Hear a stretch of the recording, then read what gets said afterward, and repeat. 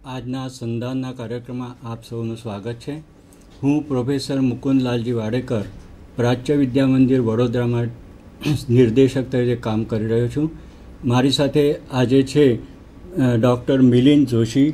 તમે થોડો પરિચય આપો તમારો. નમસ્કાર,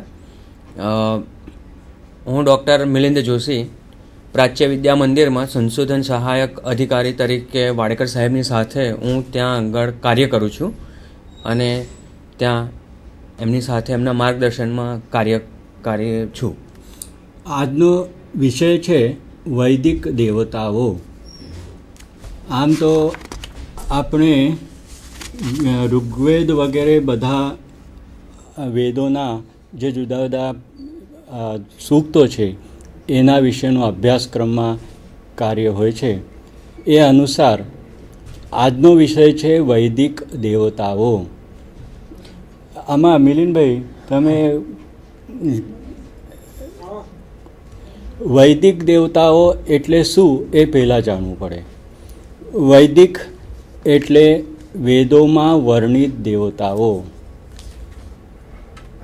વૈદિક એટલે વેદોમાં વર્ણિત દેવતાઓ. આમ તો વેદોમાં અનેક પ્રકારની દેવતાઓ માટેની સ્તુતિઓ વિવેચનો આવે છે. એટલે વૈદિક દેવતાઓ વિશે આજે વાત કરવાની છે. આમ તો ચારેય વેદોમાં અગ્નિ, ઇન્દ્ર વગેરે અનેક દેવતાઓની સ્તુતિઓ, સૂક્તો વગેરે આવે છે. અને એમાં ખાસ કરીને આપણા અભ્યાસક્રમમાં વધારે તો ઋગ્વેદ અને કેટલોક અથર્વવેદનો અંશ હોય છે. એટલા માટે ઋગ્વેદને આપણે વધારે મહત્ત્વ આપીશું. અને મુખ્યત્વે ઋગ્વેદમાં જ અનેક સૂક્તો છે. આપને ખ્યાલ હશે કે ઋગ્વેદના 10 મંડળો છે અને 1028 જેટલા સૂક્તો છે. આ બધા સૂક્તોમાં અનેક પ્રકારની દેવતાઓનું સ્તુતિગાન કરવામાં આવેલું છે, સૂક્તો આપવામાં આવેલા છે, એમનું વર્ણન આવે છે. તો એ બધા વિશે આજના આ લેક્ચરમાં વાત કરવાની છે. પણ આ વાત કરવામાં આપણે ઋગ્વેદને મહત્ત્વ કેમ આપવાનું છે એ આપણને ખ્યાલ આવશે કે એક તો આપણા અભ્યાસક્રમમાં ઋગ્વેદને વધારે મહત્ત્વ આપવામાં આવેલું હોય છે.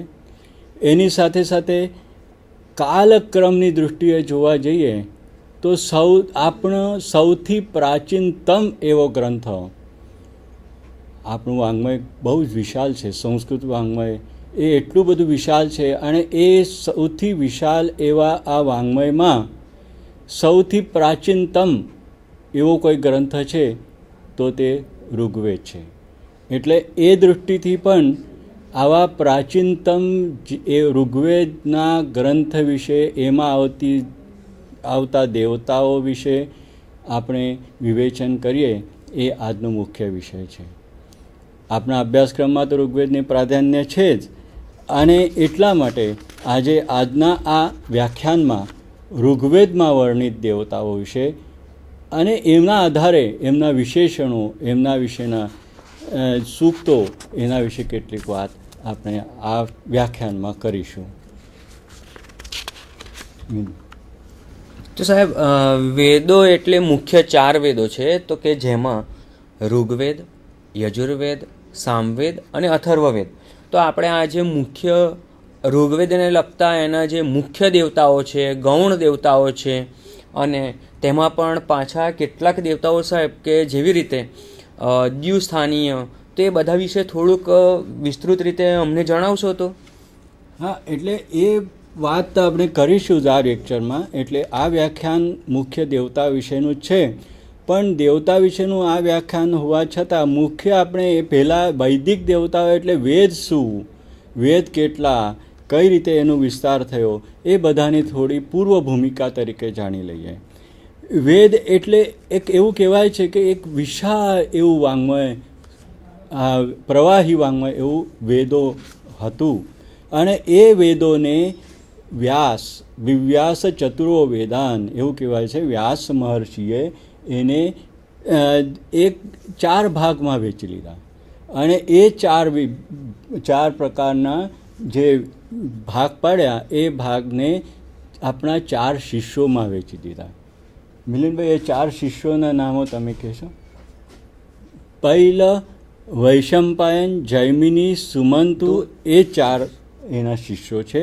અને એ 4 શિષ્યોને પૈલને ઋગ્વેદનું વાત કરવામાં આવી, યજુર્વેદનું વૈશંપાયન, જૈમિની સામવેદ અને સુમંતુને અથર્વવેદ આપવામાં આવ્યો. આ 4 મુખ્ય વેદો. અને આ 4 વેદો તો ખરા, એટલે આમાં ખૂબ મોટું સાહિત્ય સંહિતા તરીકે આવે છે. પણ સંહિતા ઉપરાંત વૈદિક સાહિત્ય એ એટલું વિશાળ છે કે એમાં કેવળ સંહિતાઓ જ નથી, પણ એમાં બ્રાહ્મણ ગ્રંથો છે, આરણ્યક ગ્રંથો છે, ઉપનિષદ ગ્રંથો છે. અને એવી રીતે આ બીજા 4 પ્રકાર આ વાङ्મયમાં પાડે છે. આ 4 પ્રકારોની સાથે સાથે આ તો આટલું બધું વિશાળ વાङ्મય છે જ, પણ એ 4 વાङ्મયો, 4 પ્રકારનું વેદ સાહિત્ય એ પાછા અનેક શાખાઓમાં વિભક્ત છે. જેવી રીતે અત્યારે મેં વાત કરી કે યજુર્વેદ વૈશંપાયનને આપ્યો, પણ પછીથી એને શુક્લ અને કૃષ્ણ એ 2 ભાગ પડ્યા. અને યાજ્ઞવલ્ક્ય મહર્ષિએ શુક્લ યજુર્વેદનું પ્રણયન કર્યું.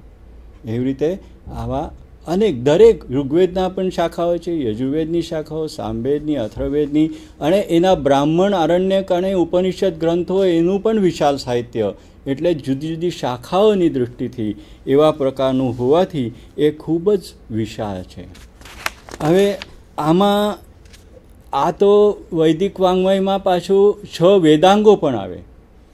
એટલે શિક્ષા, કલ્પ, વ્યાકરણ, જ્યોતિષ, નિરુક્ત અને છંદ. એ બધા મળીને શિક્ષા, કલ્પો, વ્યાકરણમ, નિરુક્તમ, છંદસાંચય, જ્યોતિષામયનંચૈવ વેદાંગાની ષડેવતુ. આ 6 વેદાંગો એ વેદોને ઉપકારક હોવાથી એ 6 વેદાંગો પણ વેદના ભાગ તરીકે માનવામાં આવે છે. એની સાથે સાથે બીજું ઉપવેદો પણ છે. 4 ઉપવેદો છે. આયુર્વેદ એ ઋગ્વેદનો, ધનુર્વેદ એ યજુર્વેદનો, ગાંધર્વવેદ એ સામવેદનો, અને અર્થશાસ્ત્ર એ અથર્વવેદનો એક ભાગ છે. એટલે ઉપવેદ તરીકે માનવામાં આવે છે. એટલે આ ઉપવેદો થયા, 6 વેદાંગો થયા. એના ઉપરાંત એક વિશાળ સૂત્ર સાહિત્ય પણ છે, જેમાં શ્રૌત સૂત્રો આવે, જેમાં યજ્ઞયાગ કેવી રીતે કરવાનું એનું વર્ણન આવે. ગૃહ્ય સૂત્રો એટલે ઘરમાં આવેલા જેવા સંસ્કાર વગેરે જુદા જુદા કર્મો કેવી રીતે કરવાના, ગૃહ્ય કર્મો એની વાત આવે. ધર્મસૂત્રો કે ધર્મને લગતા સૂત્રો, જેમાં ધર્મ વિશેની વાત કરવામાં આવે એ સૂત્રો. અને શુલ્વ સૂત્રો એ યજ્ઞની વેદીઓ અને મંડપ અને કુંડન વગેરે કેવી રીતે બનાવવાનું એના વિશેની જે વિસ્તૃત વાત શુલ્વ સૂત્રોમાં આવે છે. તો આ બધા એટલે સંહિતાઓ, બ્રાહ્મણ, આરણ્યક, ઉપનિષદો, એના ઉપરાંત 6 વેદાંગો, ઉપવેદો અને આ સૂત્ર સાહિત્ય, આ મળીને આ વિશાળ વાङ्મય એ વૈદિક વાङ्મય કહેવાય. એટલે વૈદિક દેવતાની વાત કરવી હોય તો આ બધા વિશાળ વાङ्મયમાંથી વાત કરવી પડે. પણ ખાસ કરીને આપણે ઋગ્વેદને ધ્યાનમાં રાખવીને જે આપણા અભ્યાસક્રમમાં વધારે આવે છે અને જેમાં જુદા જુદા દેવતાઓની સ્તુતિ કરવામાં આવે છે, સૂક્તો છે, એના આધારે આપણે કેટલીક વાતો આજે આ વ્યાખ્યાનમાં કરીશું. તો મુખ્યત્વે વૈદિક કાળ એ એવો હતો મિલનભાઈ કે એ વખતે નિસર્ગના સાનિધ્યમાં એ હતા. એટલે શું થતું કે નિસર્ગમાં જે જોવાતી નિસર્ગની જે જુદી જુદા દેવતાઓ, જે ઉષા, પર્જન્ય, મરુત, સવિતા, નદી, એવા પ્રકારના જે આપણી આજુબાજુમાં નિસર્ગમી પ્રાકૃતિક અવસ્થાઓ, જે પ્રાકૃતિક પરિબળો, એ બધાની સ્તુતિ ખાસ કરીને ઋષિઓએ, મહર્ષિઓએ કરેલી છે. એમાં ઋચા એટલે એક મંત્ર, એટલે એના વિશેનો મંત્ર કહેવો એને ઋચા કહેવાય, ઋચ, અને એના ઉપરથી જ ઋગ્વેદ શબ્દ આવ્યો છે. અને સૂક્તો એટલે સંપૂર્ણ એક કાવ્ય, એક આખું ગાન કે સંપૂર્ણ સ્તુતિ જે દેવોની એક પૂર્ણપણે એક કાવ્યમાં કરેલી હોય એને સૂક્ત એવું કહેવાય. સૂક્ત એટલે સારી રીતે ગવાયેલું, બોલાયેલું એવા પ્રકારનું. તો આવા ઋચાઓ અને સૂક્તો દ્વારા નિસર્ગના જે પરિબળો છે, જે રીતે મેં ઉષાની વાત કરી કે પર્જન્યની વાત છે કે મરુત છે કે સવિતા છે, ઉગમતો સૂર્ય છે, સૂર્ય દેવતા કે ઉષા છે, એ બધાની આપણે ઉસ્ફૂર્ત રીતે જેમને જે વખતે જે પ્રમાણે દેખાયું એ પ્રમાણે એમને સરસ રીતે એમની સ્તુતિઓ કરી એ સૂક્ત રૂપે આપણને મળે છે. આ ઉપરાંત એમનો અગ્નિ સાથે ખૂબ સંબંધ હતો એટલે અગ્નિની સ્તુતિમાં પણ અસંખ્ય સૂક્તો છે. સોમની પણ સોમ એક વલ્લી છે જેનો રસ કાઢીને એને પીવામાં આવતું હતું. એ સોમના માટે પણ પવમાન સોમ માટે અનેક સૂક્તો, એટલે આમ તો 9મું આખું મંડળ ઋગ્વેદનું સોમ માટે છે. એવી જ રીતે પૃથ્વીની પણ સ્તુતિ એમણે કરેલી છે. તો આ પ્રમાણે આપણે જુદી જુદી નૈસર્ગિક દેવતાઓની સ્તુતિ કરવામાં આવેલી છે. પણ આવા દેવતાઓ કેટલા? તો એવું કહેવામાં આવે છે કે ઋગ્વેદમાં એક મંત્ર છે કે આમ તો આપણે માનીએ છીએ કે 33 દેવતાઓ છે. તો એક મંત્રમાં કહેલું છે જે દેવાસો દિવ્ય એકાદશસ્થ, એટલે 11 દિવોમાં એટલે આકાશમાં, પૃથિવ્યામ એકાદશસ્થ, પૃથ્વીમાં 11, અપસુક્ષિતો મહિન એકાદશસ્ય, પૃથ્વી ઉપર અને પાણીમાં પણ 11, એમ કરીને 11 આ મહિને 33 દેવોની વાત આ મંત્રમાં કરવામાં આવેલી છે, જે ઋગ્વેદનો જ મંત્ર છે. જે દેવાસો દિવ્ય એકાદશસ્ય, પૃથિવ્યા મધ્ય એકાદશસ્ય, અપસુષ્યતો મહિન એકાદશસ્થ, તે દેવાસો યજ્ઞમિમમ જુખદ્વમ. એવા પ્રકારનું મંત્ર જેમાં 33 દેવોની વાત કરવામાં આવેલી છે. આ ઉપરાંત આ જે 33 દેવો કહ્યા એમનું જુદા જુદા પ્રકારે વર્ગીકરણ કરવામાં આવે છે.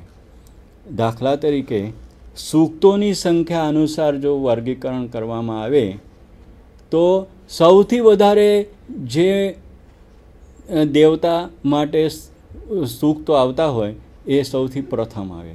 એટલે આમ કહેવા જઈએ તો સૌથી વધારે મહત્ત્વનું હોય તો ઇન્દ્ર, એને 250 સૂક્તો છે, એટલે આ ઇન્દ્ર પહેલો આવે, પછી અગ્નિ આવે, એના પછી અશ્વિન કે બીજા સૂક્તો આવે, એ ઉષસ આવે.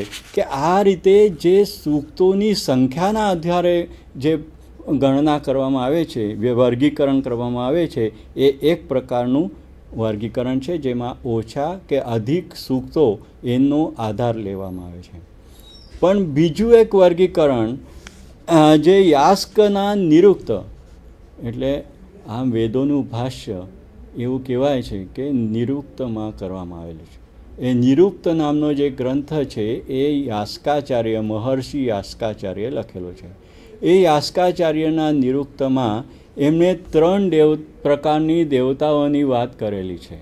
તો મિલિંદભાઈ, તમે હવે 3 દેવતાઓ જે યાસ્કાચાર્ય કહી છે એમના વિશે વાત કરો. તો યાસ્કાચાર્યના નિરુક્ત અનુસાર ત્રિવિધ દેવો છે, એટલે કે 3 પ્રકારના દેવો છે.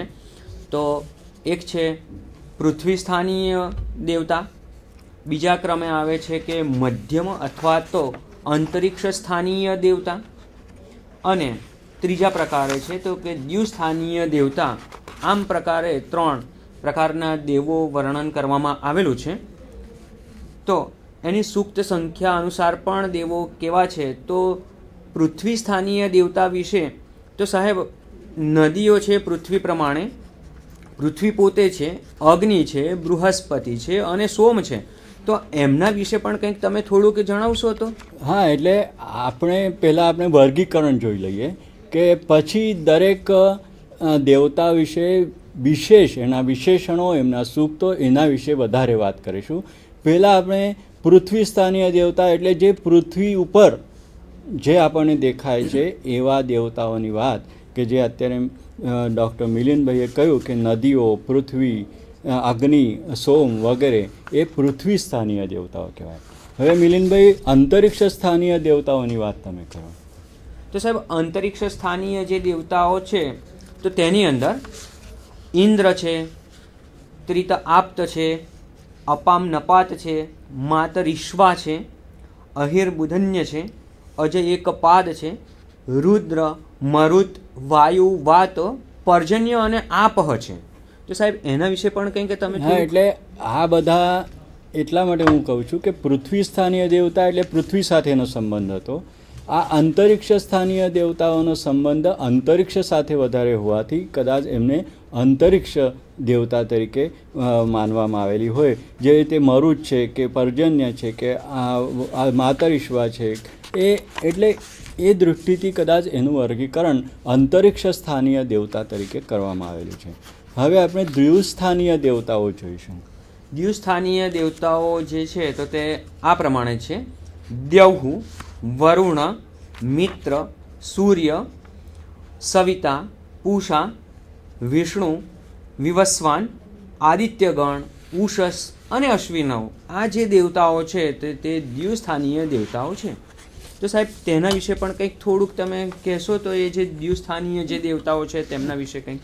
હા, એટલે આ બધી દેવતાઓ કે સ્વર્ગમાં હોય કે દ્યૌમાં, એટલે એવી રીતે એનું વર્ણન અંતરિક્ષથી ઉપર એવા પ્રકારની આ માનવામાં આવેલી છે. અને ખાસ કરીને બીજું મારે એ કહેવાનું છે કે યાસ્કાચાર્યએ તો આ 3 પ્રકારના વિભાગો પાડ્યા, બરાબર. પણ એની સાથે સાથે આપણે વૈદિક માઇથોલોજી મેકડોનેલે લખેલું છે અંગ્રેજીમાં ગ્રંથ, એ વિદ્યાર્થી મિત્રોએ બહુ નોંધવા જેવો છે. અને એવા જ પ્રકારનો એનું જ ભાષાંતર, હિન્દી ભાષાંતર વૈદિક દેવશાસ્ત્ર તરીકે કરવામાં આવેલું છે. એનો લેખક છે એમનું હિન્દી ભાષાંતર કરનાર જે છે તો ડૉક્ટર સૂર્યકાંત છે. અમે એ પુસ્તક સાથે લાવેલા પણ છે.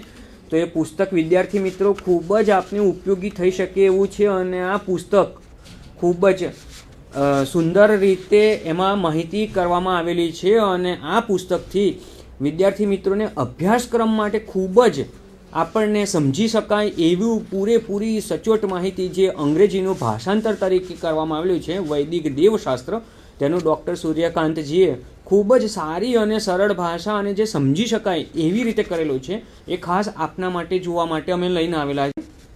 સાહેબ તો કહેશો હવે આ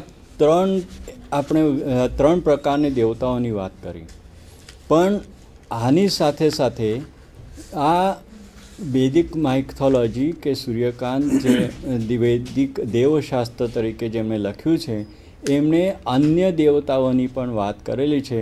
જે રીતે કેટલાક દેવતાઓ એવા છે કે જેમને ભાવાત્મક તરીકે વર્ણન કરવામાં આવે છે, કે જેને એવી ભાવાત્મક દેવતાઓની તે ભાવાત્મક દેવતાઓ આ પ્રમાણે છે સાહેબ: મન્યુ, શ્રદ્ધા, નિવૃત્તિ, અદિતિ, દિતિ, વિશ્વકર્મા, અરમતિ, સુનૃતા, કામ, કાલ, પ્રાણ.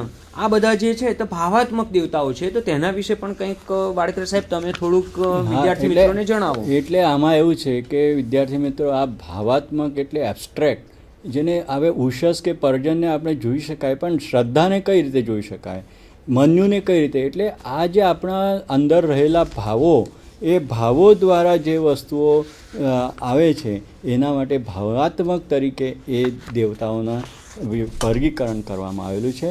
પણ આ એક વર્ગીકરણ થયું, એના ઉપરાંત બીજા હજુ કેટલાક વર્ગીકરણો છે કે જે રીતે કેવળ દેવતાઓ એટલે દેવો જ છે એવું નહીં, પણ સ્ત્રી દેવતાઓની પણ વાત આમાં આપણે વેદોમાં આવે છે. તે સ્ત્રી દેવતાઓ કઈ છે? તો એ જે સ્ત્રી દેવતાઓ છે તેનું આ પ્રમાણે છે: સરસ્વતી, પૃથ્વી, વાક, રાત્રિ, ઈડા, મહી, ભારતી, રાકા અને સિનિવાલી. આ બધા જે છે તે સ્ત્રી દેવતાઓ છે. તો એ સ્ત્રી દેવતાઓને પણ સાહેબ કંઈક તમે થોડુંક એમના વિશે પણ કંઈક થોડું માહિતી કહો તો જેથી કરીને ખ્યાલ આવે. આમાં શું છે કે આમ તો ઈડા, ભારતી, સરસ્વતી એનો અનેકવાર ઉલ્લેખ આવે છે. સરસ્વતી નદી તરીકે એનો ઉલ્લેખ આવે છે. પૃથ્વીનું પણ એક આખું સૂક્ત અથર્વવેદમાં છે. સિનિવાલી, રાત્રિ, એ બધાના સૂક્તો આપણને મળે છે. પણ આ સ્ત્રી દેવતા તરીકે આપણને એને જુદું વર્ગીકરણ અહીંયા આપણે કર્યું છે. આના ઉપરાંત બીજું પણ એક વર્ગીકરણ છે કે જેમાં દ્વંદ્વાત્મક એટલે યુગ્મ દેવતાઓ છે. એટલે બે જોડકાઓ, બે દેવતાઓ યુગલ સાથે હોય એવા પ્રકારનો આપને ખબર હશે કે અશ્વિની કુમાર જેને આપણે કહીએ છીએ તે અશ્વિની કુમારને વેદોમાં અશ્વિનવ તરીકે કહેવામાં આવે છે કે જે બંને સાથે જ હોય એટલા એવા યુગ્મ કે યુગલ દેવતાઓ એવી અનેક દેવતાઓના ઉલ્લેખો વેદોમાં મળે છે જેની વાત હવે મિલિંદભાઈ કરશે. તો યુગ્મ દેવતાઓનું આ પ્રમાણે છે લિસ્ટ. તો કે અશ્વિનવ, મિત્રાવરુણા, ઇન્દ્રાગ્નિ, ઇન્દ્રાવરુણા, દ્યાવા પૃથ્વી, ઇન્દ્રવાયુ, સૂર્યા ચંદ્રમસા, અગ્નિપર્જન્યા, પર્જન્યવાતા, ઇન્દ્રપૂષણા. આ હંમેશા એ યુગ્મ તરીકે જ આપણે જ્યારે પણ કોઈક જગ્યાએ જોઈએ છે તો તેમને આપણે યુગ્મ તરીકે જ પ્રયોગ થયેલો આપણે ઋગ્વેદમાં એમનો સંદર્ભ આપણે જોવા મળે છે. અહીંયા એક વાત કરવા જેવી છે કે મિલિંદભાઈ વ્યાકરણનું અભ્યાસ કરીને આવ્યા છે. તો વ્યાકરણમાં જ્યારે દ્વંદ્વ સમાસ દેવતા દ્વંદ્વ હોય ત્યારે એક દીર્ઘ થાય છે. જે રીતે મિત્ર શબ્દ છે પણ મિત્રા થયો, ઇન્દ્ર છે અથવા તો ઇન્દ્રવાયુ છે, સૂર્યા ચંદ્રમસો એમાં પણ સૂર્યા કહ્યું એ જે દીર્ઘત્વ થાય છે, વૃદ્ધિ થાય છે એ દેવતા દ્વંદ્વ દેવતાઓનું જ્યારે દ્વંદ્વ થાય છે ત્યારે આવી રીતે થતું હોય છે. એ વિદ્યાર્થી મિત્રોને એક જતાં વ્યાકરણની ખૂબી એક વાત કરી લીધી. હવે પર્જન્યા વાતા પણ એ જ પ્રકારનું છે. એટલે આ દ્વંદ્વ દેવતાઓની એટલે યુગલ દેવતાઓ કે બે સાથે હોય એવા દેવતાઓની વાત કરી. પણ એના ઉપરાંત એવા પણ કેટલા એવા દેવતાઓ છે કે જેનો સમૂહ તરીકે વર્ણન આવે છે. એ દેવતા સમૂહોની વાત મિલિંદભાઈ કરે. તો સાહેબ જેવી રીતે આપણે દ્વંદ્વવાળું જોઈએ એટલે યુગલવાળા જોયા, તો તેવી રીતે સમૂહવાળા પણ દેવતાઓ આપણને વિદ્યાર્થી મિત્રો જોવા મળે છે. અને ઋગ્વેદમાં સૌથી વધારે એની સંખ્યા છે તો કે દેવતાઓનો સમૂહ. તો આપણે સ્લાઇડમાં જોઈશું કે મરુદગણ. તો કે મરુદગણની સંખ્યા હંમેશા નિશ્ચિત છે અને તે 7 છે. રુદ્રગણ તો કે 11 છે એટલે એકાદશ રુદ્ર એવી રીતે પણ પ્રયોગ આપણે જોઈએ જ છે. આદિત્યગણ તો કે 12 છે, તો કે આદિત્ય હંમેશા 12ની સંખ્યા હોય છે. વસુગણ એટલે કે 8 છે. સાધ્ય તે અનેક અને હંમેશા બહુવચન માટે જ પ્રયોગ થાય છે. ઋભુ એટલે કે અનેક દેવતાઓનો સમૂહ. એવી રીતે વિશ્વે દેવાહા એ તો વસ્તુ આપણને વાંચીને જ ખબર પડે છે કે વિશ્વે દેવાહા એટલે એ તો આપણને ખ્યાલ જ આવે કે બહુવચન જ પ્રયોગ થયેલો છે. તો આ પણ બહુવચનમાં જ થાય છે પ્રયોગ. અને પિતરહ એ પણ એ બહુવચનમાં જ. તો સાહેબ આ બહુવચનમાં પણ અને કે આ સમૂહવાચક આ જે બધા દેવતાઓ છે તો તેમનું કેવી રીતે એકાદ કંઈક એનું ઉદાહરણ આપણે સમજાવશો સાહેબ? ના, એટલે આમાં શું છે કે ધારો કે પિતરાહ છે તો એ કાયમ બહુવચનમાં વાપરવામાં આવે છે. મરુત તો 7 મરુતો, એ 7ની સંખ્યામાં જ મરુતોની વાત કરવામાં આવે છે. વિશ્વદેવ એટલે બહુવચનમાં જ હોય છે. એવી રીતે આદિત્યગણ આ એટલે બહુવચનમાં જેની અનેક સંખ્યામાં કે દેવતા સમૂહ જેને કહેવાય એવા પ્રકારના દેવતાઓની વાત છે. તો આ થઈ અનેક દેવતાઓની વાત. પણ કેટલાક બીજું એક વિભાજન પણ થઈ શકે જે મુખ્ય દેવતાઓ અને ગૌણ દેવતાઓ. જેવી રીતે જેને વધારે પડતી સ્તુતિ કરવામાં આવેલી છે અનેક સૂક્તોમાં હોય એવાને મુખ્ય દેવતાઓ, જે રીતે અગ્નિ હોય કે ઇન્દ્ર હોય કે ઉષસ હોય કે એવા પ્રકારના મુખ્ય દેવતાઓ જેને કહી શકાય. પણ કેટલીક દેવતાઓ ગૌણ છે એટલે ઓછા પ્રમાણમાં પણ એમનો ઉલ્લેખ એમાં આવે છે એવી દેવતાઓની વાત હવે કરી. હા સાહેબ, તો એ ગૌણ દેવતાઓ જે છે તે આ પ્રમાણે છે. તો કે ઋભુ, અપ્સરાઓ, ઉર્વશી, ગંધર્વ, વાસ્તોષ્પતિ, ક્ષેત્રપતિ, આ જે બધા છે તો ગૌણ દેવતાઓ છે. તો તેમનો પણ સંદર્ભ તો ઋગ્વેદમાં છે જ, પણ તેમનું મહત્વ થોડુંક ઓછું છે. તેમના સૂક્તો થોડાક ઓછા છે સાહેબ. તો તેમના વિશે પણ કંઈક વાસ્તોષ્પતિ કે એવા વિષય પર કંઈક તમે થોડુંક જણાવશો તો સાહેબ? વાસ્તોષ્પતિ એટલે આપણે વાસ્તુની રક્ષણ કરનાર દેવતા.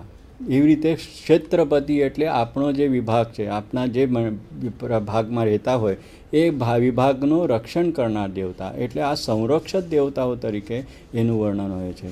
વાસ્તોષ્પતિ માટે પણ તો સાહેબ ક્ષેત્રપતિ તો આપણે દાખલા તરીકે કેટલાક મંદિર હોય છે તો ત્યાં આગળ પણ ક્ષેત્રપાલ તરીકે કોઈક મંદિર એટલે કે એની કોઈક રક્ષા કરે એવું પણ કંઈક હોય છે. તો તે આ જ પ્રકારે હશે ને? તો એટલે એવા જ પ્રકારનું એ ઋભુ હોય કે ઉર્વશી હોય એટલે આ બધી દેવતાઓ છે એનું ઓછા પ્રમાણમાં વર્ણન આવે છે. એટલે એમને વધારે મહત્ત્વ એટલે આપણે ગૌણ દેવતાઓ તરીકે જાણી શકાય. તો આપણે આ વૈદિક માઇથોલોજીના આધારે આપણે અત્યારે એ જોયું કે જે 33 દેવતાઓ મુખ્ય છે એના અનેક પ્રકારે વિભાજન થઈ શકે છે. સૂક્તોના આધારે વિભાજન થઈ શકે છે.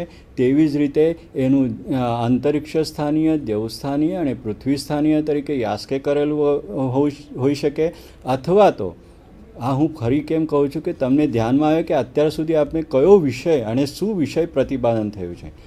મુખ્ય દેવતાઓ, ગૌણ દેવતાઓ એની વાત કરી, સ્ત્રી દેવતાઓની વાત કરી, દ્વંદ્વાત્મક દેવતાઓ કે યુગલમાં રહેતી દેવતાઓની વાત કરી, અસંખ્ય સંખ્યામાં જે રીતે મરુદ ગણ છે કે આવા જે અનેક સંખ્યામાં હોય એવાની વાત કરી. એટલે સંખ્યાની સમૂહમાં રહેતી દેવતાઓની વાત કરી, ગૌણ દેવતાઓની વાત કરી. એટલે આમ આપણે આ દેવતાઓની વર્ગીકરણ કે વિભાજનની અત્યાર સુધી આપણે વાત કરી કે જે યાસ્કાચાર્ય અને બીજા અનેક વિદ્વાનોના આધારે એમના અભ્યાસ દરમિયાન એમને નક્કી કરેલા છે. એ અનુસાર આપણે આ જોયું. હવે ઋગ્વેદની પ્રમુખ દેવતા એટલે અગ્નિ. આમ તો ઇન્દ્રને માટે વધારે પડતા સૂક્તો છે, તેમ છતાંય અગ્નિ એ સૌથી મહત્ત્વનો અને પ્રમુખ દેવતા છે. એના વિશે થોડી વાત કરો. તો સાહેબ, મુખ્ય દેવતાઓની અંદર તો કે ઇન્દ્ર પછીના કોઈ ક્રમે હોય તો તે અગ્નિ છે. અને એ અગ્નિના 200 જેટલા સૂક્ત ત્યાં આગળ આપણને ઋગ્વેદમાં જોવા મળે છે. અને તેને સહ પુત્ર, યવિષ્ઠ, જાતવેદસ એવા અનેક વિશેષણોથી પણ તેને જણાવવામાં આવેલા છે. તેવા અગ્નિ વિશે વાડેકર સાહેબ, એના વિશે પણ કંઈક બીજું તમે આપ જણાવશો કે એ કેવી રીતે છે કે અગ્નિ વિષયક? હવે સહસઃ પુત્ર એટલે તેજનો પુત્ર, સહસ. અને યવિષ્ઠ એટલે કાયમ યુવાન છે એવા પ્રકારનો. કારણ અગ્નિ પુનઃ ઉત્પન્ન થતો હોવાથી એ યવિષ્ઠ કહી શકાય. એ સહસઃ પુત્ર, તેજનો પુત્ર, તેજસ્વી એવા પ્રકારનો કહી શકાય. એવા પ્રકારના વિશેષણો આપણને એમાં મળે છે. હવે એક મંત્ર એવો છે, વિશ્વા વેદ જનિમા જાતવેદાહ. એમાં જાતવેદસ એ પણ વિશેષણ એમનું વાપરેલું છે. વિશ્વા વેદ જનિમા જાતવેદાહ ઋગ્વેદનો મંત્ર છે. હવે જાતવેદસ અથવા જાતવેદાહ એ ખાસ વિશેષણ અગ્નિનું છે. જાતવેદસ એટલે બધું જ જાણે છે, જન્મથી જ બધું જાણે છે એવા પ્રકારનું આ જાતવેદસ. આ મંત્રમાંય પણ એક જુઓ કે વિશ્વા વેદ જનિમા. વિશ્વા એટલે બધું જ જે જાણે છે એ જાતવેદસ. પછી આપનું ઋગ્વેદનો સૌથી પ્રથમ ઋગ્વેદના 10 મંડળો, એ 10 મંડળમાંથી પહેલો મંડળ અને પહેલા મંડળનો પહેલો સૂક્તનો પહેલો મંત્ર એટલે ઋગ્વેદનો પ્રારંભ જેને કહી શકાય એ અગ્નિથી થયેલો છે. આમ તો દરેક મંડળનો પ્રારંભ તો અગ્નિથી જ થાય છે. પછી ઇન્દ્ર અને પછી બીજા દેવોની વાત આવે છે, શ્રુતિઓ આવે છે. પણ પહેલો મંત્ર જે છે એમાં જ કેટલું સરસ વર્ણન કરેલું છે. મિલિંદભાઈ, એ મંત્ર ખ્યાલ છે તમને? હા સર. તો કે અગ્નિ મીણે પુરોહિતમ યજ્ઞસ્ય દેવ મૃત્વિજમ હોતારમ રત્નધાતમમ. તો સાહેબ, આમાં પણ ઘણા બધા શબ્દો આવેલા છે. તો કે પુરોહિતમ છે કે એવા રત્નધાતમમ છે. તો તેના વિશે પણ કંઈક આપ થોડુંક વિસ્તૃતિકરણ કરો. અગ્નિનો સંબંધ યજ્ઞની સાથે હોવાથી હું અગ્નિની સ્તુતિ કરું છું. પુરોહિતમ એ પુરોહિત છે. યજ્ઞસ્ય દેવમ યજ્ઞનો દેવ છે. હોતા છે ઋત્વિજ છે. એટલે જે યજ્ઞની સાથે સંકળાયેલા બધા યાજ્ઞિકો છે એ બધાની વાત આમાં આવી ગઈ. અગ્નિમેય પુરોહિતમ યજ્ઞસ્ય દેવમ ઋત્વિજમ હોતારમ રત્નધાતમમ. એટલે આ અગ્નિ એ હોતા છે, પુરોહિત છે, ઋત્વિક છે, એ બધું જ છે. બીજું આ એક મહત્ત્વનું વિશેષણ જે છે તે હવ્ય વાહન છે. હવ્ય એટલે આપણે જે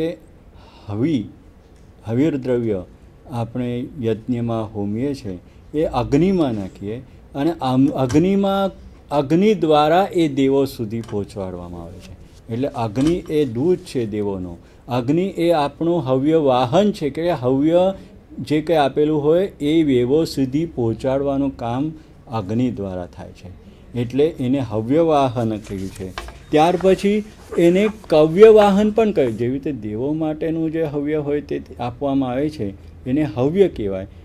પિતરો માટેનું જે કંઈ આપવામાં આવેલું હોય એ હવ્ય દ્રવ્ય એને કવ્ય કહેવાય. અને એ કવ્ય એટલે પિતરો સુધી પણ આપણી જે વસ્તુઓ છે એ પહોંચાડનાર એ દૂત એ બંને માટે એટલે દેવો માટે ને પિતરો માટે પણ કામ કરનાર એવો આ અગ્નિમ દૂતમ પુરોદતે હવ્યવાહમ ઉપબ્રુહે એવું પણ વેદોમાં મંત્ર આવે છે. એટલે એ દૂત છે. એવી જ રીતે અગ્નિને તનુનપાત પણ કહેલું છે. તનુનપાત એટલે જે શરીરમાંથી જ ઉત્પન્ન પોતાનાથી જ ઉત્પન્ન થયેલો. તનુ એટલે શરીર, નપાત એટલે પુત્ર. પોતાનામાંથી જ ઉત્પન્ન થયેલો છે એટલે અગ્નિમાંથી જ અગ્નિનું પ્રાગટ્ય થાય. એના લીધે એને તનુનપાત કહ્યું છે. ઘૃતપૃષ્ઠ કહ્યું છે, ઘૃતપ પ્રતિક કહ્યું છે, મંદ્રજીવ કહ્યું છે, સપ્તજીવ. અગ્નિને 7 જ્વાલાઓ 7 જીવાઓ છે. હવે આ 7 જીવાઓનું વિશેષણ તરીકે તો ત્યાં ઉપયોગ થયો છે વેદોમાં, પણ 7 જીવાઓ કઈ એ જાણવું હોય તો આપણે મુંડકોપનિષદ વાંચવું પડે. અને મુંડકોપનિષદમાં આ બધી 7 જીવાઓની વાત કરવામાં આવે છે. એ 7 જીવાઓનો મંત્ર જે મુંડકોપનિષદમાં આવે છે તે આ છે. એટલે વેદોનું ભાષ્ય મુંડકોપનિષદમાં થયેલું છે એમ કહી શકાય. કાલી કરાલી ચ મનોજવા ચ. જુઓ તમે એક એક પછી ગણી લેજો. કાલી, કરાલી, મનોજવા, સુલોહિની, યા સુધૂમ્રવર્ણા એટલે પાસ થઈ. હવે સ્ફુલિંગિની વિશ્વરુચિ ચ દેવી. સ્ફુલિંગિની અને વિશ્વરુચિ અને લેલાયમાના ઇતિ સપ્તજીવા. આવા પ્રકારની આ 7 જીવાઓની વાત મુંડકોપનિષદમાં કહી છે. અને અગ્નિને સપ્તજીવો એની જે જ્વાળાઓ આમ ફેલાતી હોય ને એ 7 પ્રકારની છે. અને એને 7 જીવાઓ છે. એ 7 જીવાઓ દ્વારા એ બધું હવિત દ્રવ્ય લે છે એવી એક કલ્પના છે. એ અશીર્ષ છે, એ અપાદ છે.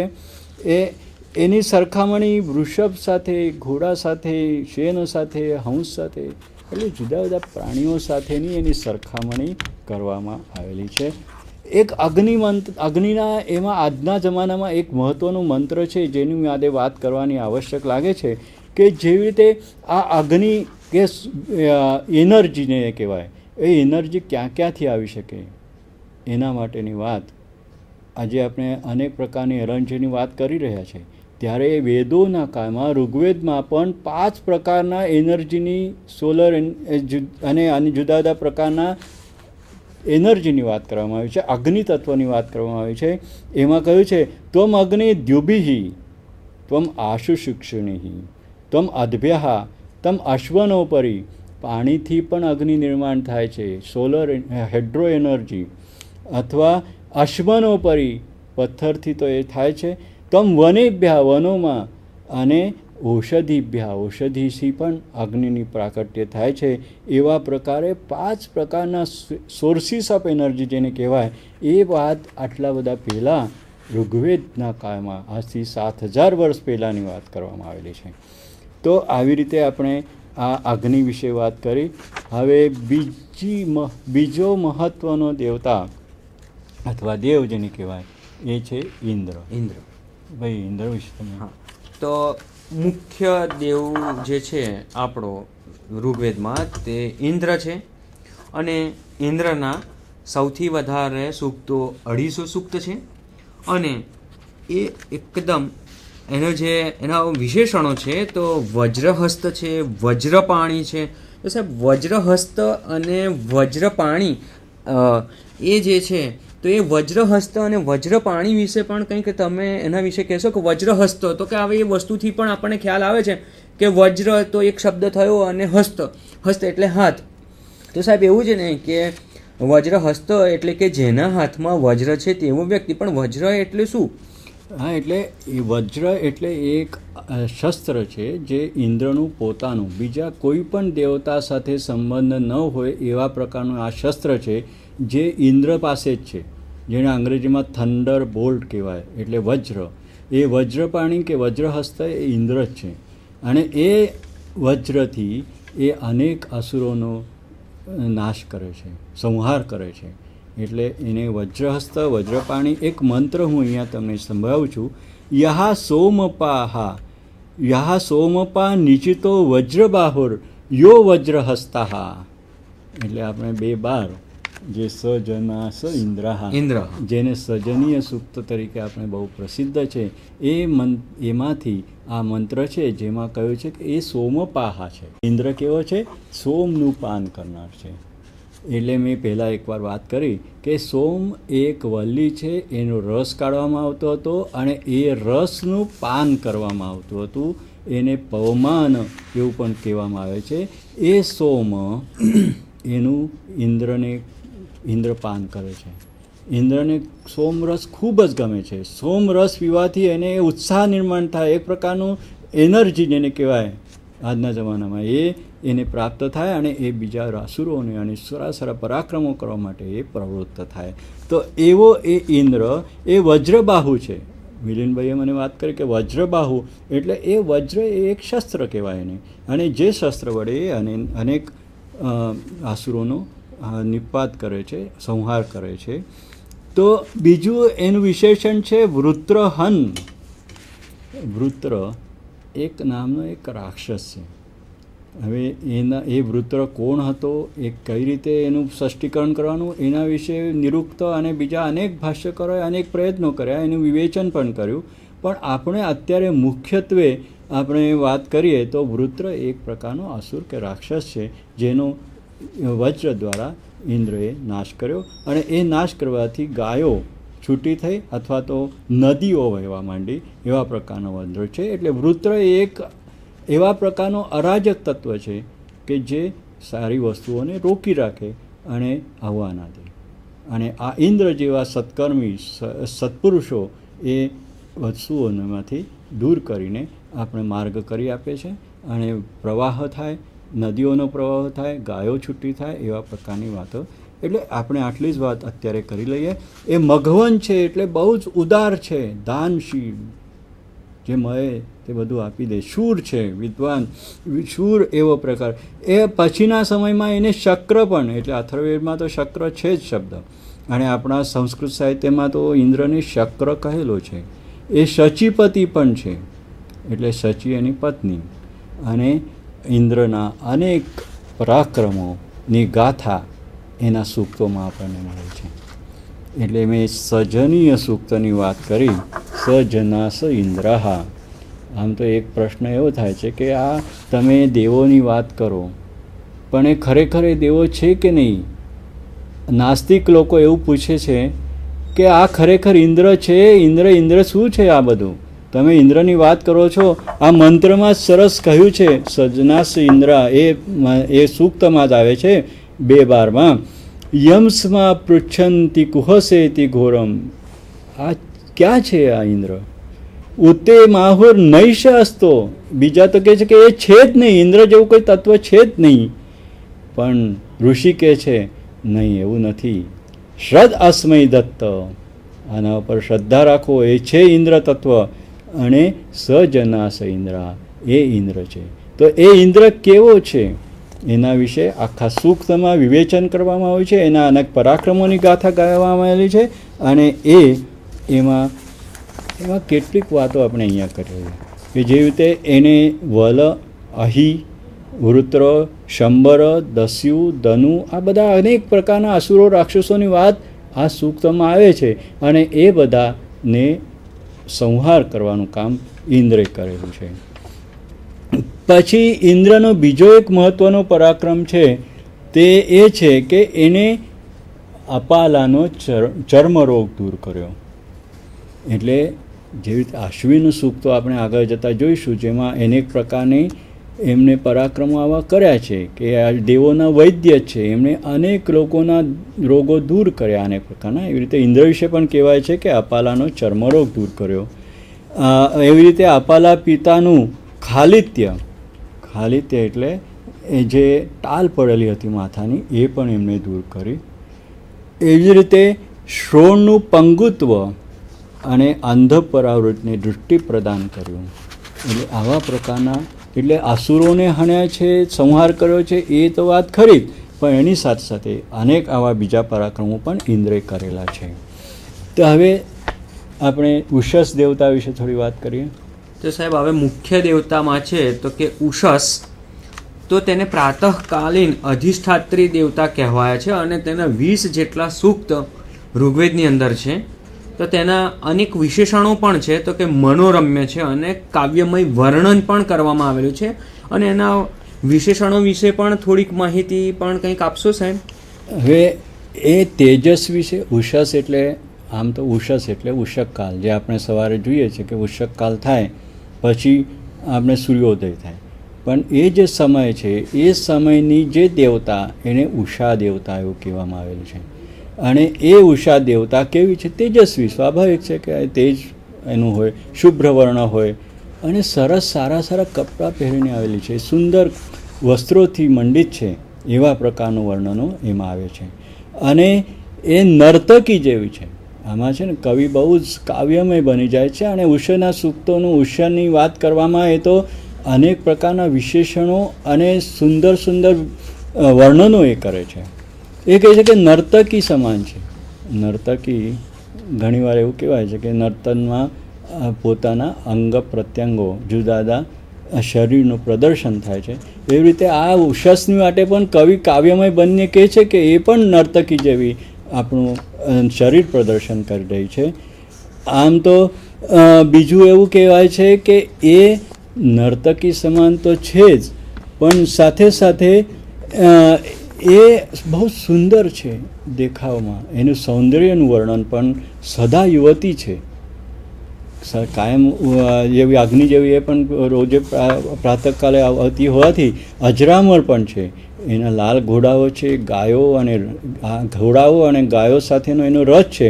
એ દિવો દુહિતા એટલે સ્વર્ગની પુત્રી તરીકે કહેવામાં આવે છે. એનો સંબંધ રાત્રિ સાથે છે. સ્વાભાવિક છે કે રાત્ર પૂર્ણ થાય અને ઉષકકાલ આવે એટલે નક્તોષાસા એ બંને સાથે હોય એવું કહેવામાં આવે છે. નક્ત એટલે રાત્રિ અને ઉષાસ એટલે પ્રાતઃકાલ, એટલે એ રાત્રિની બહેન છે. સ્વાભાવિક છે ને, નક્ત અને ઉષાસા એ બંને સાથે આવે એટલે એ બહેન છે અને ભગની પણ બહેન છે. એ વરુણની જામી છે એવું કહેવામાં આવે છે. આ જામી શબ્દ એવો છે કે એને અનેક અર્થોમાં લઈ શકાય એમ છે. એટલે જામી એટલે આમ તો સંબંધી સ્ત્રી કહેવાય, પણ એ બહેન પણ હોઈ શકે, બહુ પણ હોઈ શકે, પુત્રી પણ. એટલે આપણા ઘરમાંની નજીકની જે સંબંધી સ્ત્રી એને જામી કહી શકાય. તો એ આપણે ઉષા વિશે થોડીક વાત કરી. હવે થોડુંક વરુણ વિશે જોઈએ. તો બીજા મુખ્ય દેવોમાં સાહેબ છે તો કે વરુણ છે. તે વરુણના આપણને 1 ડઝન એટલે કે 12 જેટલા સૂક્તો આપણને પ્રાપ્ત થાય છે. અને તેના વિશેષણો છે તો કે નૈતિક પક્ષ, ધૃતવ્રત, ઋતાવૃદ્ધ એવા અનેક છે. અને તેના સાથે સાથે સુદૂરદ્રષ્ટા છે, સહસ્ર ચક્ષુ છે. તો એવા બધા વિશે પણ સાહેબ કંઈક વાત કરશો તો તમે થોડું? આ વરુણ દેવતાની એક જુદી એક ખાસિયત છે. વરુણ દેવતા થોડા કડક છે, થોડા કઠોર છે. કારણ એનાથી ગભરાય છે. એ ઋષિ પણ કહે છે કે મને તમે ક્ષમા કરજો, મારે દુઃખ કંઈક ભૂલ થઈ હોય તો એવી રીતે. એટલે એ નીતિમત્તામાં બહુ માનનાર છે. એટલે સાચું કરો તમને સાચું ફળ મળે, ખોટું કરો તમને તરત એના ઉપરની પ્રતિક્રિયા, એને શિક્ષા પણ તમને થશે. એવા પ્રકારનો ધૃતવ્રત, એ પોતે વ્યવસ્થિત રહે અને તમને પણ વૃતના માર્ગે એ જવા માટે પ્રેરે. એના માટે એને કહેવાય છે સહસ્ર ચક્ષુ છે. તમે શું કંઈ ભૂલ કરો, પાપ કરો, એ બધું એ જોતો હોય છે. અને એના વરુણના સ્પર્શનો ઉલ્લેખ છે. સ્પર્શ એટલે મિલિનભાઈ જાસૂસો. એના જાસૂસો પણ બધી જગ્યાએ ફેલાયેલા છે. એ ફેલાયેલા જાસૂસો તમારા ઉપર નજર રાખે ને વરુણને કહે એ સમ્રાટ છે, એ સાર્વભૌમ રાજા છે, પણ કડક શાસક છે. એટલે ભૂલ કરો તો તમને એને એટલે એ રાજા પણ કહેવાયો છે. ઉરુગ્નિ રાજા વરુણશ્ચકાર. એમાં ઉરુગ્નિ રાજા વરુણને રાજા કહેલો છે. એવી રીતે એ સમ્રાટ પણ છે. આસીદદ વિશ્વા ભુવનાની સમ્રાટ વિશ્વેતાની ભુવનસ્ય વરુણસ્ય વ્રતાની. સમ્રાટ, આ શબ્દ એમાં સમ્રાટની વાત કરવામાં આવેલી છે. એ વસિષ્ઠના 7મા મંડળમાં વસિષ્ઠ વરુણની બહુ સ્તુતિ કરે છે, પણ દરેક જગ્યાએ કહે છે અપા મધ્યે તત્સિવાંસમ તૃષ્ણા વિદજ જરિતારમ મુરા સુક્ષત્ર મૃય. એટલે એ વરુણ માફી માગે છે વરુણની કે યત્કિંજ, હું જે કંઈ ભૂલો કરું તો તમે મને માફ કરજો, કે મારાથી કંઈક ભૂલથી અજાણતા કંઈ થઈ ગયું હોય. તે એવી રીતે આ વરુણ છે એનું જલ ઉપર પણ શાસન છે વરુણ દેવતાનું. એટલે એમાં આપણે અહીંયા જોયું કે અપામ મધ્યે તસ્થિવાંસમ. આના પછી આવે છે અશ્વિનવ દેવતા, એટલે જે યુગલ રૂપે બંને સાથે હોય એવા પ્રકારની આ દેવતા છે. આ દેવતા એ દેવોના વૈદ્ય તરીકે પ્રખ્યાત છે અને એને અનેક પ્રકારના પરાક્રમો, અનેક લોકોની મદદ એને સરસ રીતે કરેલી છે. એના વિશે થોડી વાત કરજો. તો મુખ્ય દેવતાઓમાં બીજા પણ એક છે, તો કે અશ્વિનવ છે. તો આ યુગ્મ દેવતા છે અને તેમના સૂક્તો 50 છે અને તેમને યુવાનવ, દીવો, નાપાતા એવા બધા અનેક વિશેષણો તરીકે પણ તેમને બતાવ્યા છે. સુંદર પણ છે, કમલમાલા છે, શીઘ્રગામી છે, મનોજવા છે, આશ્ચર્યકારી, દસર એટલે કે આશ્ચર્યકારી, નાસત્ય વજ્રહસ્ત છે, આશ્ચર્યકારક કૃત્યો, અને તે પાછા ચ્યવન વગેરે ઋષિઓની વાત સાહેબ કરશે જ આપણને. રથ એ લોકોના છે તો કે જમીન ઉપર પણ હોય, જલ ઉપર પણ હોય અને અંતરિક્ષમાં, અને તે અંતરિક્ષમાં પણ કેવી રીતે, અને આજના સંદર્ભમાં પણ જો આપણે એને જોઈએ તો એ કેવી રીતે જોઈ શકાય તેના વિશે પણ કંઈક સાહેબ તમે થોડુંક પ્રકાશ પાડશો તો.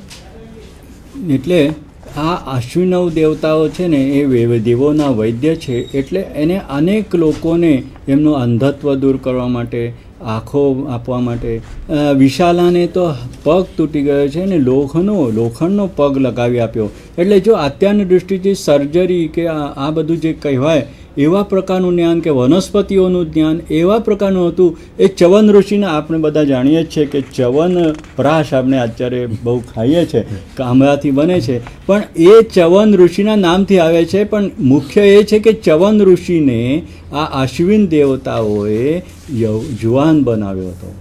એમને એવા પ્રકારના ઔષધિઓ એમની પાસે હતી કે જેના પાસે એ જવાન થઈ ગયા.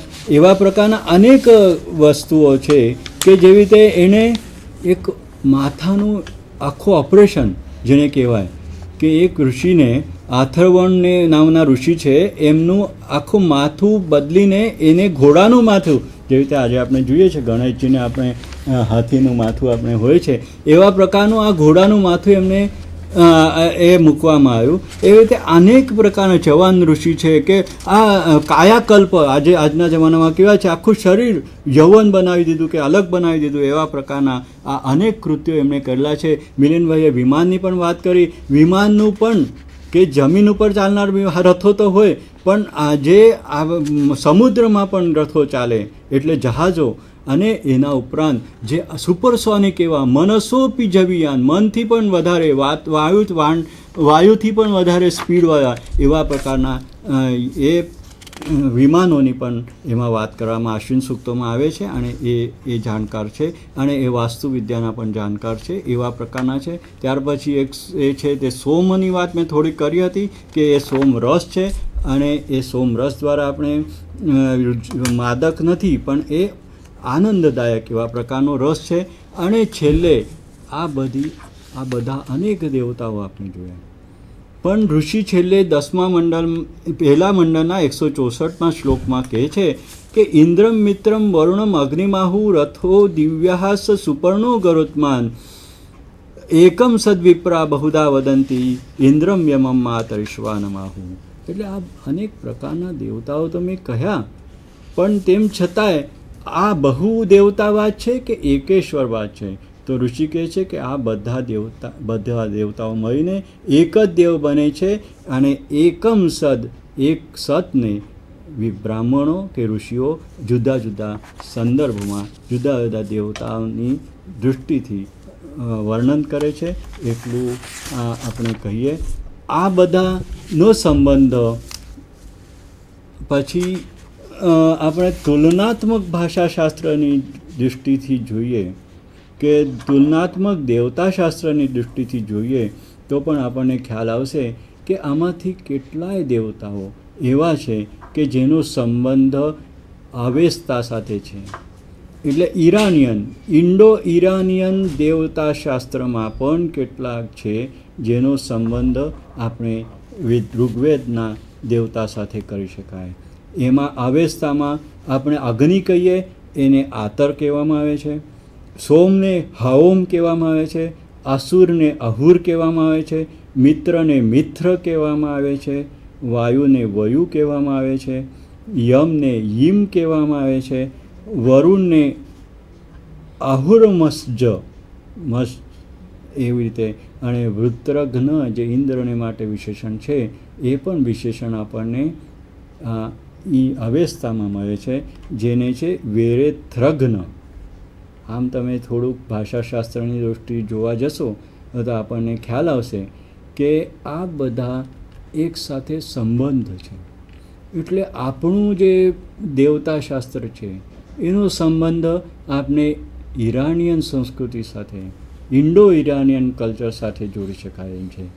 આનાથી આગળ જતાં આપણે તુલનાત્મક ભાષાશાસ્ત્રનો વધારે અભ્યાસ કરીશું, તુલનાત્મક દેવતાશાસ્ત્રનો વધારે અભ્યાસ કરીશું તો એવું ખ્યાલમાં આવશે કે આપણા દેવતાઓ એનો સંબંધ કેવળ અવેસ્તા સાથે છે એવું નહીં, પણ ઇન્ડો યુરોપિયન સાથે છે. એટલે આ એક વિશ્વ એ એક જુદા સાથે કેવી રીતે સંકળાયેલું છે અને આપણી સંસ્કૃતિનો સંબંધ ક્યાં કંઈ નહીં અનેક સંસ્કૃતિઓ સાથે છે એ આપણને ખ્યાલ આવશે. અને એવી રીતે આજના આ વ્યાખ્યાનમાં આપણે વૈદિક દેવતાઓ વિશે વાત કરી. એમાં મુખ્યત્વે આપણે વૈદિક દેવતાઓનું વર્ગીકરણ કર્યું, 3 પ્રકારના જે નિરુક્ત પ્રાણે એ વાત કરી. ત્યાર પછી વાત કરી છે આપણે સ્ત્રી દેવતાઓ, ગૌણ દેવતાઓની વાત કરી, યુગ્મ દેવતાઓ અને બહુ દેવતાઓ જે અનેક સંખ્યામાં રહેતા હોય એવા દેવતાઓની વાત કરી. અને છેલ્લે આપણે થોડીક જુદા જુદા દેવતાઓ વિશે તેમના ખાસ વિશેષણો વાત કરી. અને છેલ્લે તુલનાત્મક દેવતાશાસ્ત્રની દૃષ્ટિથી આપણા દેવતાશાસ્ત્ર વૈદિક એ ઈરાનિયન અને યુરોપિયન સાથે પણ કઈ રીતે મળે છે એની વાત કરીને આ વ્યાખ્યાન અહીં પૂરું કર્યું છે.